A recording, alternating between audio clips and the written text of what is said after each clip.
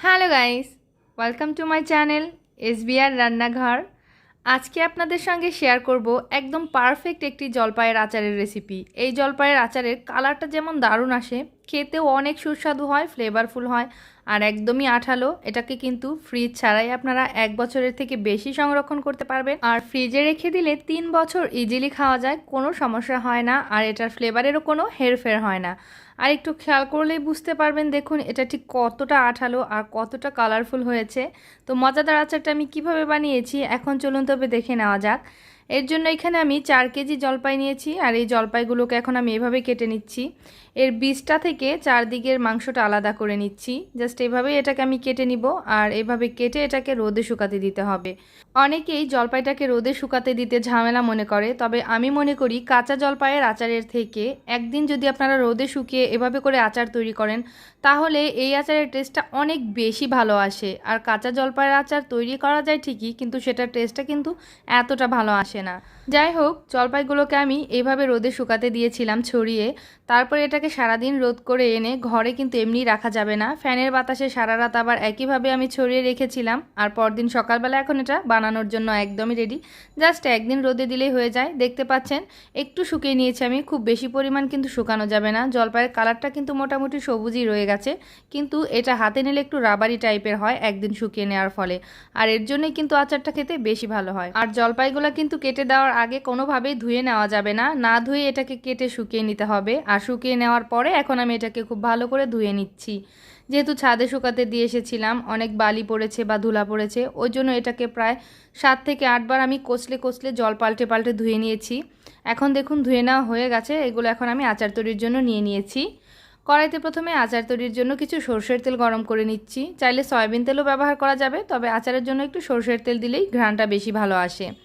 সরষের তেলটা গরম হয়ে গেলে এর মধ্যে আমি সরষে দানা ফোড়নে দিয়ে দিলাম। অবশ্যই করে সরষে দানা ফোড়নে দিতে হবে, না হলে কিন্তু আচারের প্রপার ফ্লেভার আর টেস্টটা পাবেন না। সরষে দানাটা দেওয়ার পরে যখন তেলের মধ্যে সরষের দানাটা ভালো করে ফুটতে শুরু করবে, সেই পর্যায়ে দিয়ে দিতে হবে ধুয়ে রাখা জলপাইগুলো। জলপাইগুলো আমি দিয়ে দিয়েছি। এখন এর মধ্যে দিয়ে দিব স্বাদমতো লবণ। লবণটা একটু বুঝেই দিতে হবে, লবণ কম হলে কিন্তু আচারটা খেতে ভালো লাগবে না। লবণটা দিয়ে একটু নাড়াচাড়া করে নিচ্ছি আর এভাবেই এটাকে তেলের মধ্যে 2 থেকে 3 মিনিট আমি উল্টে পাল্টে একটু ভাজা ভাজা করে নিব। 2 থেকে 3 মিনিট মতন এটাকে একটু ভাজা ভাজা করে নেওয়া হয়ে গেলে এর মধ্যে দিয়ে দিচ্ছি কিছুটা পরিমাণ জল, কারণ এই জলটা দিয়ে আমি প্রথমেই জলপাইটাকে একটু সেদ্ধ করে নিব। কারণ চিনি দেওয়ার পরে কিন্তু জলপাই কখনো সেদ্ধ হয় না, বরঞ্চ সেটা শক্ত হয়ে আসে। তো জলটা দিয়ে দেওয়ার পরে ঢাকা বন্ধ করে প্রায় 2 থেকে 3 মিনিট রেখে দিয়েছিলাম মিডিয়াম লো আঁচে। এখন দেখতে পাচ্ছেন জলপাইয়ের কালারটাও কিন্তু চেঞ্জ হয়ে গেছে আর এটা প্রপারলি সেদ্ধও হয়ে গেছে। আমি একটু দেখিয়ে দিচ্ছি একটি জলপাই কেটে, খুব সহজেই কিন্তু কেটে গেল জলপাইয়ের পিসটা। জলপাইগুলো সেদ্ধ করে নেওয়ার পরে এখন এগুলোকে একটু ম্যাশ করে নিতে হবে। আমি একটি ডাল ঘুটনির সাহায্যে এটাকে ভালো করে ম্যাশ করে নিচ্ছি। চুলার আঁচটা লোতে করে রেখেছি আর এটাকে খুব ভালো করে প্রেস করে করে ম্যাশ করে নিচ্ছি।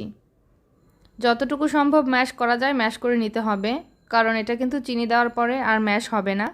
ওই জন্য চিনি দেওয়ার আগে এটাকে সেদ্ধ করে ম্যাশ করে নিতে হবে। আমি জলপাইটাকে ভালো করে ম্যাশ করে নিয়েছি। এখন দিয়ে দিব চিনি। প্রথমেই আমি 1.5 কেজি পরিমাণ চিনি দিয়ে দিয়েছি আর চিনিটাকে দ্রুত গলিয়ে নেওয়ার জন্য একটু জল ব্যবহার করলাম। আর চুলার আঁচটাকে আমি লোতেই রেখেছি। লোতে রেখে এখন নাড়াচাড়া করতে থাকবো চিনিটাকে একেবারে গলে যাওয়া পর্যন্ত। চিনিটা যখন ভালো করে গলে গিয়েছে তখন এই পর্যায়ে কিন্তু লবণ আর চিনিটা আরও একবার চেক করে নিতে হবে, কারণ যদি প্রয়োজন হয় এই পর্যায়ে ব্যবহার করা যাবে, এরপরে কিন্তু আর ব্যবহার করা যাবে না। তো আমি একটু চেক করে নিয়েছি, লবণটা ঠিকঠাক ছিল, কিন্তু চিনিটা আমার কিছুটা লেগেছে। টোটালি আমার 4 কেজি জলপাইয়ের জন্য 2 কেজি চিনি লেগেছে। দ্বিতীয়বার চিনি দেওয়ার পরে আরও একবার নাড়াচাড়া করে এখন চিনিটাকে গলিয়ে নিচ্ছি। আর আমি ডাল ঘুটনি দিয়েই একটু এভাবে করে নাড়াচাড়া করছি, যাতে করে এটা একটু ভালো মাখা মাখা হয়। তো চিনিটা সম্পূর্ণরূপে গলে গিয়েছে আর চিনির জলের সঙ্গে জলপাইটাকে ফুটিয়ে নিয়েছি। আর এখন চুলার আঁচটাকে আমি মিডিয়াম লোতে রেখে আস্তে আস্তে এটাকে রান্না করে নিচ্ছি। তো মাঝে মাঝেই কিন্তু এভাবে করে নাড়াচাড়া করে দিতে হবে। খুব বেশি সময় কিন্তু নাড়াচাড়া না করে দিলে তলানিতে বসে যাবে আর এটা পোড়া লেগে যাবে। তো ওই জন্য এভাবে নাড়াচাড়া করে আমি এটাকে জাল করে নিচ্ছি। আর এই দিক থেকে আমি মশলাটা তৈরি করে নিব। আর মশলা তৈরির জন্য প্রথমেই আমি একটি কড়াইতে কিছু শুকনা মরিচ দিয়ে দিয়েছি। শুকনা মরিচটাকে লো আঁচে আস্তে আস্তে করে মুচমুচে করে ভেজে নিলাম। আর তারপরে এর মধ্যেই দিয়ে দিলাম আস্ত মৌরি, আর এটা দিয়ে দিচ্ছি আস্ত জিরা, আরও দিয়ে দিচ্ছি আস্ত মেথি দানা। এখন এই মশলাগুলো আরও একটু ভালো করে ভেজে নিব। চুলার আঁচটাকে লোতে রেখেই আস্তে আস্তে করে ভাজতে হবে, এতে করে যেমন মুচমুচে হবে আর অনেকটাই ফ্লেভারফুল হবে। মশলাগুলোকে এরকম বাদামি কালার করে আমি ভেজে নিলাম। এখন গ্যাস অফ করে দিব। মশলা ভাজা হয়ে গেছে। একটু কাছ থেকে আমি দেখিয়ে দিচ্ছি। দেখুন মশলার কালারটা কত সুন্দর এসেছে, একদম ব্রাউন করে ভেজে নিয়েছি। এদিক থেকে এখন আচারটা দেখে নিব কি অবস্থায় আছে। আচারেও কিন্তু কালার এসে গেছে। প্রায় 35 থেকে 40 মিনিট ধরে কিন্তু আমি এটাকে জাল করে নিয়েছি।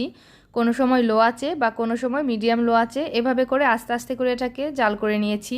এই জন্য কিন্তু সুন্দর কালারটা এসেছে। চিনিটা আস্তে আস্তে ক্যারামেল তৈরি হয়ে গেছে, আর জলপাইটাকেও আমি ভালো করে ম্যাশ করে দেওয়ার কারণে গ্রেভিটাও কিন্তু খুব সুন্দর দেখাচ্ছে। তো এই পর্যায়ে এখন আমি দিয়ে দিচ্ছি ভেজে রাখা মশলাটা, গুঁড়া করে নিয়েছিলাম সেইটা। আর মশলাটা দিয়ে একটু ভালো করে নাড়াচাড়া করে মিশিয়ে দিতে হবে।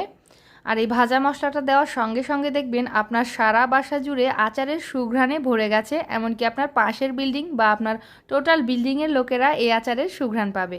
এটা কিন্তু আমি বাড়িয়ে বলছি না, সত্যিই তাই। আমি যখনই আচার বানাই আমার বিল্ডিংয়ের অন্য ফ্ল্যাটের ভাবিরা এসে বলে, ভাবি নিশ্চয়ই আপনি আচার বানিয়েছেন, আপনার আচারের সুঘ্রাণ পেলাম। তো মশলার সঙ্গে আচারটাকে আমি নাড়াচাড়া করে আরও 2 মিনিট মতন জাল করে নিয়েছি। এখন কিন্তু আচারটা হয়ে গেছে।